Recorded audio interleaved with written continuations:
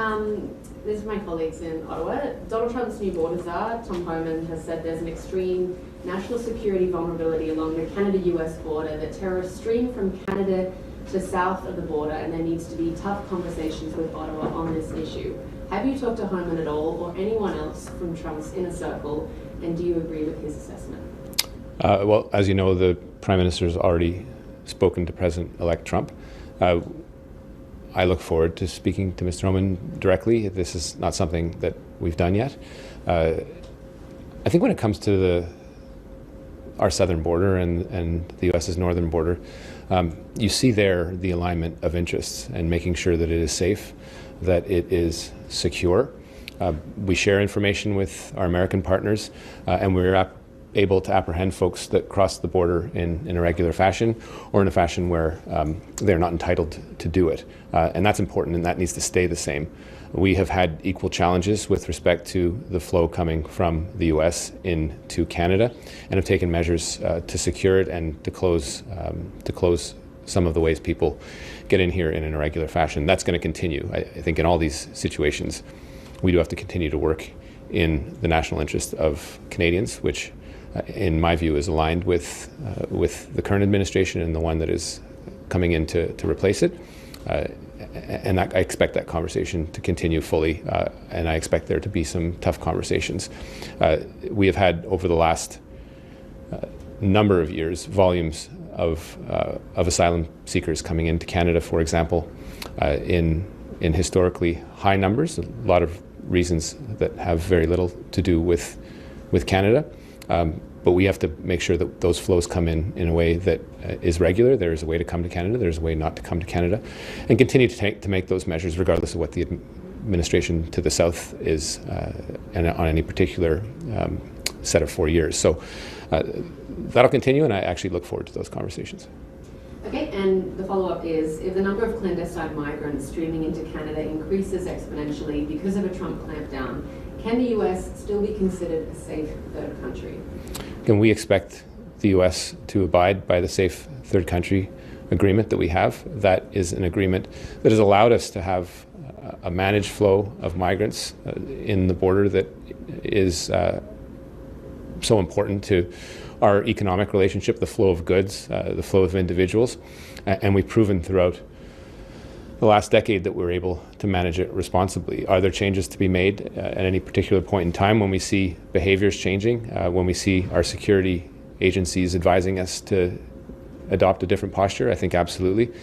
Those are conversations that won't be had in public. They're ones that we'll work with the Americans to make sure that we are working in both our national interests.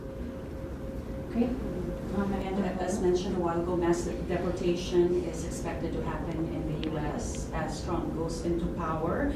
What would be Canada's plan for those people who have fallen out of status because of changing immigration policies? Are we going to see an increase in deportations in Canada as well? Are they going to be part of the immigration levels plan of Canada for 2025 to 2027? I think if you've followed some of the announcements that we've had on regularization, that a large-scale regularization plan is off the table in the runway we have up till the next election. It doesn't mean that in some areas, whether it's areas where we need key employees, that there isn't the possibility of sort of small-scale regularization. That is something that we will work on. In the current context of the new U.S. administration, I'm not going to speculate about that. The reality is that Canada needs an asylum system that is fair, that is firm, and that isn't cruel. But part of that means people getting the due process that they have and are entitled to when they are on Canadian soil. That also includes the fact that when they fail, they need to leave the country, and that sometimes also includes deportations. And it's part of making sure that we have a credible immigration system that we can all be proud of. Going back to one of the comments that your colleague made about the Safe Third Country Agreement, the reason that exists is that the U.S. is deemed to be a safe country for people to make their initial asylum claim. So too with Canada, it's a two-way street. So if people cross the border, they are returned if they've made their claim in the other country. That is a managed process that I think is very important as part of a North American perimeter. So we expect that agreement to continue to be fully enforced, and for Canadian authorities to enforce the obligations under the Safe Third Country Agreement, just as much as we expect the U.S. authorities to do the same on their side of the border. Thank you. Thank you. I'll ask the question if Global doesn't ask first. You suggested that some of what Donald Trump has said on migrants might be hyperbole. What makes you believe that? Look, I think that anytime we have looked at any election cycle to the south, it doesn't take much to come to that conclusion. I think we have to take the statements seriously at the same time and prepare for it. And I think if we've demonstrated anything to anyone as a country, particularly with the prior administration under President Trump, is that we are able to work together in very difficult circumstances, including in securing the northern border to the U.S., southern to us, in the context of something equally difficult, which is a global pandemic. So I'll say this again because it's true, but it is in the national interest of both countries to make sure that we have managed flows of migration and flow of goods across that border.